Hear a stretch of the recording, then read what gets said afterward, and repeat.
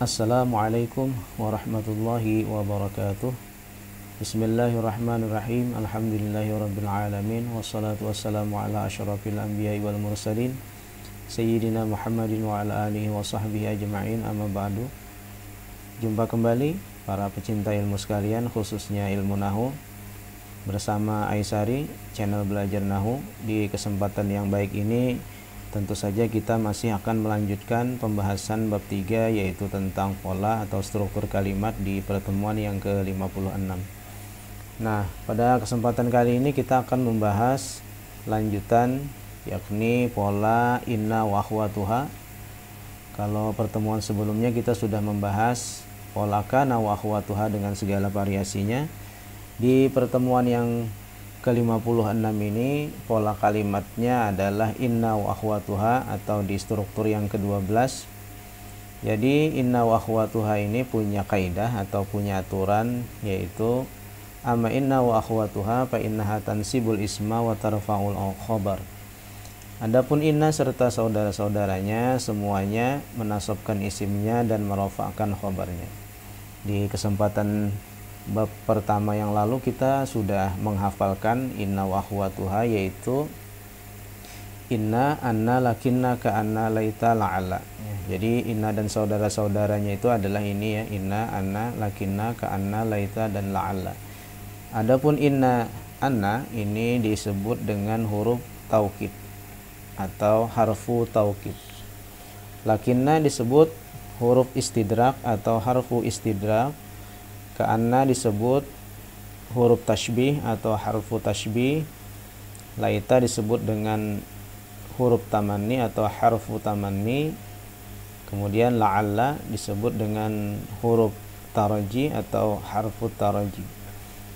Inna anna maknanya adalah sesungguhnya, sedangkan lakinna maknanya tetapi, ka'anna maknanya seperti atau seolah-olah, laita maknanya seandainya, kemudian la'alla semoga. Bisa dicatat di buku kalian, di buku latihan maupun di buku catatan pelajaran nahwu kalian masing-masing ya, untuk sebagai tambahan. Nah, jadi untuk inna wa akhwatuha tadi hukumnya atau kaidahnya adalah menasabkan isimnya dan merofakkan khabarnya, kebalikan dari kana wa akhwatuha. Untuk strukturnya yaitu inna wa akhwatuha ini adalah kata atau kalimat yang mempengaruhi mubtada khobar.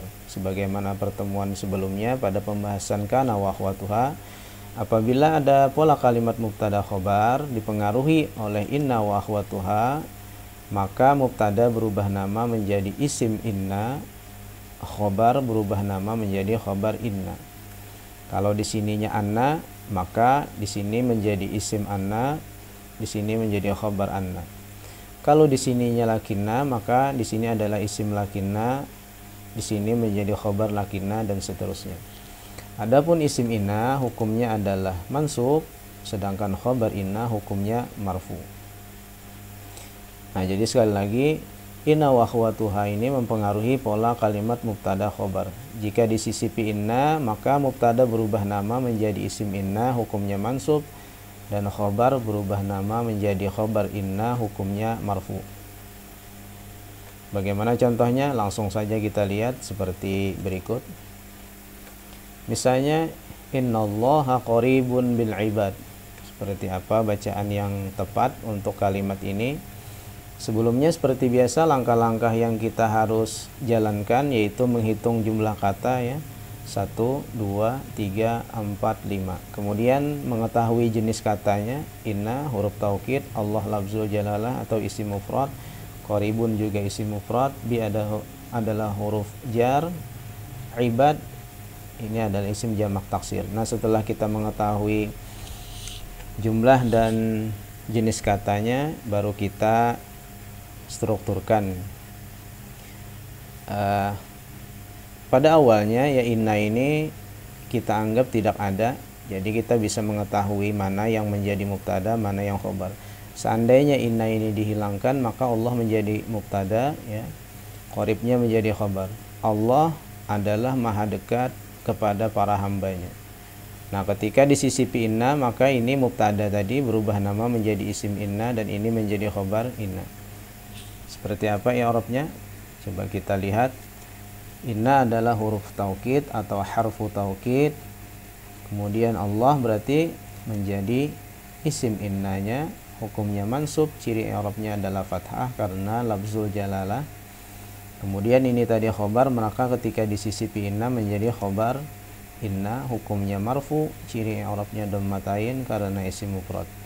Bi seperti biasa huruf jar, maka setelahnya pasti majrur, ciri i'rabnya kasrah karena isim mufrad. Karena isim jamak taksir, maaf ya. Nah, dari struktur ini maka kita bisa melihat baris yang tepat, yaitu innallaha qaribun bil ibadi. Innallaha qaribun bil ibadi. Sesungguhnya Allah adalah maha dekat dengan para hambanya. Jadi ini adalah struktur sederhana dari pola kalimat inna wa akhwatuha. Contoh yang pertama. Berikutnya, ka'annal kitab ustaz. Ka'annal kitab ustaz. Buku itu seolah-olah seperti guru, atau buku itu seolah-olah guru. Ka'anna seperti yang sudah kita sebutkan tadi, maknanya seolah-olah atau seperti ya. Buku itu seperti seorang guru. Nah, seandainya kita hilangkan ka'anna, berarti ini menjadi isim di awal kalimat mubtada. Ini adalah khobarnya. Buku adalah guru. Apabila ada sisipan adalah, maka setelahnya biasanya adalah khobar. Nah, ketika disisipi ka'anna, maka mubtada berubah nama menjadi isim inna, berarti ini isim ka'anna, maksud saya isim ka'anna ini menjadi khobar ka'anna. Kita hitung 1, 2, 3, ada 3 jenis kata. Ka'anna adalah harfu tashbih, alkitab ini isim mufrad, ustad isim mufrad. Langsung kita strukturkan, berarti ini adalah polanya inna wa akhwatuha ya. Ka'anna harfu tashbih, kemudian ini berarti menjadi isim ka'anna, hukumnya mansub, ciri i'rabnya adalah fathah karena isim mufrad, dan ini tadi menjadi khobar dari ka'anna, maka hukumnya marfu, ciri i'rabnya adalah dhammatain karena isim mufrad. Nah, dari struktur ini maka kita memperoleh baris atau bacaan yang tepat. Ka'annal kitaba ustazun. Ka'annal kitaba ustazun. Buku itu seperti seorang guru, atau buku itu seolah-olah seperti seorang guru. Ini juga adalah pola inna wa akhwatuha dengan menggunakan saudaranya, yaitu ka'anna, yang masih dalam bentuk sederhana. Selanjutnya agak lebih panjang ya, tapi niscaya ini juga sangat mudah kita i'rabkan. Ada berapa kata? 1, 2, 3, 4, 5. Ada 5 kata di dalam kalimat ini. Kemudian jenis katanya anna huruf taukid, at-tullab isim jamak taksir, fi adalah huruf jar, mal'ab isim mufrad, la'ibuna isim jamak muzakkar salim. Ini satu kata ya, la'ibuna, bermain. Para siswa, sesungguhnya para siswa itu di lapangan bermain. Atau kalau kita susun sesuai dengan bahasa Indonesia, sesungguhnya para siswa itu bermain di lapangan. Kalau kita lihat terjemahnya seperti itu ya, sesungguhnya para siswa itu bermain di lapangan. Karena apabila kalimat jar majrur itu seperti keterangan, kalau di dalam bahasa Indonesia keterangan tuh biasanya posisi kalimatnya ada di belakang. Jadi sekali lagi, sesungguhnya para siswa itu bermain di lapangan. Nah, seperti itu susunan kalau kita ikuti dalam bahasa Indonesia. Nah, sekarang kita i'rabkan ya. Anna adalah harfu taukid atau huruf taukid. At-tullab berarti otomatis menjadi isim anna, karena kalau kita hilangkan ini kan jadi mubtada, isim di awal kalimat, berarti dia ketika disisipi anna menjadi isim anna, hukumnya mansub, ciri i'rabnya adalah fathah karena isim jamak taksir. Fi adalah huruf jar, maka setelahnya pasti majrur, ciri i'rabnya adalah kasrah karena isim mufrad. Karena masih ada di sini kata yang layak menjadi khobar ya, khobar mufrad karena juga isim, berarti dia tidak perlu khobar syibhul jumlah. Jadi fil mal'ab ini tidak perlu dijadikan khobar karena masih ada yang layak menjadi khobar. Berarti ini ketika disisipi anna berarti dia adalah khobar anna. Hukumnya marfu, ciri i'rabnya adalah waw. Kenapa? Karena jenis katanya adalah isim jamak muzakkar salim yang marfunya dengan waw. Dari struktur ini maka kita bisa mendapat baris yang tepat pada kalimat ini, yaitu annatulaba fil mal'abi la'ibuna. Annatulaba fil mal'abi la'ibuna. Sesungguhnya para siswa itu di lapangan bermain atau bermain di lapangan. Ini variasi tambahannya hanya jar majrur di sini ya. Masih mudah juga untuk kita analisa. Jadi tidak boleh bacaannya annatulabi fil mal'aba karena tidak sesuai dengan struktur yang sudah kita bahas ini. Selanjutnya Zaidun goni lakinna ibnahu fakir. Kita lihat nanti apa bacaan yang paling tepat. Zaid adalah orang kaya tetapi anaknya miskin, fakir ya. Zaid adalah orang kaya tetapi anaknya fakir atau miskin. Sini ya maksudnya. Nah, di sini ada 1 2 3 4 5 6. Ada 6 jenis kata. Zaidun nama orang, isim mufrad atau alamiah, goniyun isim mufrad, lakinna adalah huruf istidrak atau harfu istidrak, ibnun isim mufrad, hu isim dhamir muttasil, fakirun isim mufrad.